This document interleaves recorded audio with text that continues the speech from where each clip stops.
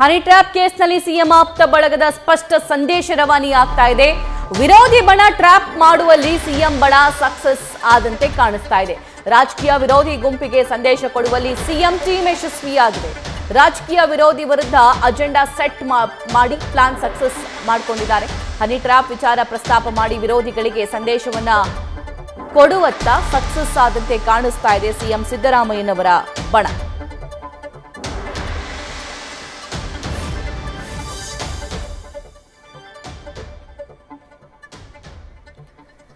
Honey trap ಪ್ರಸ್ತಾಪಕ್ಕೂ ಮುನ್ನ CM ಆಪ್ತ ಬಣದ ಗಂಭೀರ ಚರ್ಚೆ ಈ ವಿಚಾರದ ಕುರಿತಂತೆ ಆಗಿದೆ. ಈ ವಿಷಯವನ್ನ ನಾವು ಪ್ರಸ್ತಾಪ ಮಾಡಿದ್ರೆ, ಈ ವಿಚಾರದ ಬಗ್ಗೆ ನಾವು ಮಾತಾಡಿದ್ರೆ ನಮಗೆ ಯಾವೆಲ್ಲ ಲಾಭ ನಷ್ಟ ಆಗಬಹುದು ಅನ್ನುವಂಥ ಚರ್ಚೆ ಆಲ್ರೆಡಿ ಆಗಿದೆ. ಅದೆಲ್ಲ ಚರ್ಚೆ ಮಾಡಿದ ನಂತರ, ಕುಲಂಕಷವಾಗಿ ಅದನ್ನ ವಿಚಾರ ಮಾಡಿದ ನಂತರ ಈಗ ಆ ಚರ್ಚೆಯನ್ನ ಬಹಿರಂಗವಾಗಿ ನಾಯಕರೆಲ್ಲರೂ ಕೂಡ ಮಾಡ್ತಾ ಇರೋದು ಮತ್ತು ರಾಜಣ್ಣ ಅವರಿಗೆ ಬೆಂಬಲವನ್ನ ಸೂಚಿಸ್ತಾ ಇದ್ದಾರೆ. ಆದರೆ ಇಲ್ಲಿ ಕೇವಲ ರಾಜಣ್ಣ ಅವರ ಹೆಸರು ಮಾತ್ರನ ಅಥವಾ ಬೇರೆಯವರು ಕೂಡ ಈ ಟ್ರ್ಯಾಪ್ ಅಲ್ಲಿ ಸಿಕ್ಕಾಕೊಂಡಿದ್ದಾರೆ, ಇದರ ಬಗ್ಗೆ ಅವರೇ ಬಂದು ಮಾತನಾಡಬೇಕಾಗುತ್ತೆ. ಮತ್ತಷ್ಟು ಮಾಹಿತಿ ನಮ್ಮ ಸೀನಿಯರ್ ಪೊಲಿಟಿಕಲ್ ಕರೆಸ್ಪಾಂಡೆಂಟ್ ಹರೀಶ್ ನೀಡ್ತಾರೆ. ಹರೀಶ್, ಈ ಹನಿ ಟ್ರ್ಯಾಪ್ ವಿಚಾರವನ್ನ ಪ್ರಸ್ತಾಪ ಮಾಡೋ ಮೂಲಕ ಸಿಎಂ ಆಪ್ತ ಬಳಗ ಏನಿದೆ ಪ್ಲಾನ್ ಮಾಡ್ಕೊಂಡಿದ್ದು ಸಕ್ಸಸ್ ಆಗಿದೆ ಅಂತ ರಾಜಕೀಯ ವಲಯದಲ್ಲಿ ಕೇಳಿ ಬರ್ತಿರೋ ಮಾತು. ಹಾಗಾದ್ರೆ ಏನೆಲ್ಲ ಪ್ಲಾನ್ ಆಗಿತ್ತು?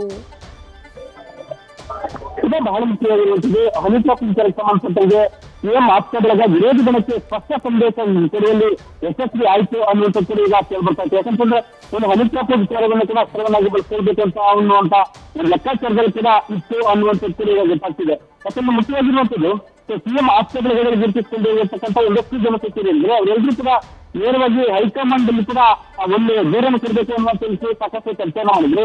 ಇದು ಸಹಜವಾಗಿ ರಾಜಕೀಯವಾಗಿ ಕಟ್ಟಿ ಹಾಕುವಂತ ಮತ್ತು ಕಡ್ಡಾಯ ಕೇಳುವಂತಹ ಕೆಲವೇ ಒಂದು ಲೆಕ್ಕಾಚಾರ ಇದೆ, ಇದರಲ್ಲಿ ಷಡ್ಯಂತ್ರ ಇದೆ ಅನ್ನುವಂತ ಗಂಭೀರ ಇದೆ, ಇದರಲ್ಲಿ ಷಡ್ಯಂತ್ರ ಇದೆ ಅನ್ನುವಂತ ಗಂಭೀರ ಆರೋಪವನ್ನ ಮಾಡ್ತಾ ಇದ್ರು.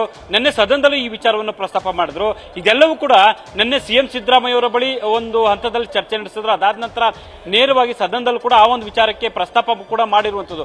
ಅದಕ್ಕೂ ಮೊದಲು ಯತ್ನಾಳ್ ಅವರಿಗೆ ಒಂದು ಚೀಟಿಯನ್ನು ಕೂಡ ಕೊಡ್ತಾರೆ, ಅದು ಕೂಡ ಈ ಒಂದು ವಿಚಾರಕ್ಕೆ ಪ್ರಸ್ತಾಪ ಮಾಡೋದಕ್ಕೆ ಅನ್ನುವಂಥದ್ದು ಕೂಡ ಕೇಳ್ಬರ್ತಿದೆ.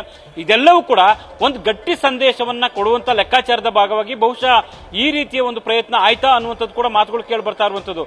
ಈಗಾಗಲೇ ಕೂಡ ರಾಜಕೀಯವಾಗಿ ಕಾಂಗ್ರೆಸ್ನಲ್ಲಿ ಒಂದಷ್ಟು ಚರ್ಚೆಗಳು ಶುರುವಾಗಿದ್ವು.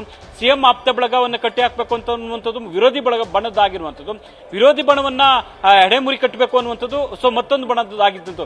ಹೀಗೆ ಬಣದ ತಿಕ್ಕಾಟದ ಕಾರಣಕ್ಕಾಗಿ ಹನಿ ಟ್ರ್ಯಾಪ್ ಅನ್ನುವಂತಹ ಅಸ್ತ್ರವನ್ನ ಈಗ ಪ್ರಮುಖವಾಗಿ ಸಿಎಂ ಆಪ್ತ ಬಳಗದಲ್ಲಿ ಗುರುತಿಸಿಕೊಂಡಿರುವಂತಹ ಸಚಿವರು ಬಳಸಿಕೊಳ್ಳುವ ಮೂಲಕ ಒಂದು ಗಟ್ಟಿ ಸಂದೇಶವನ್ನ ಕೊಟ್ಟಿದ್ದಾರೆ ಅನ್ನುವಂಥ ಮಾತುಗಳು ಕೇಳಿಬರ್ತಾ ಇರುವಂತದ್ದು. ಸಭಾ, thank you Harish. News first ನಿರ್ಭೀತಿಯಿಂದ ನಿಮ್ಮ ಪರವಾಗಿ.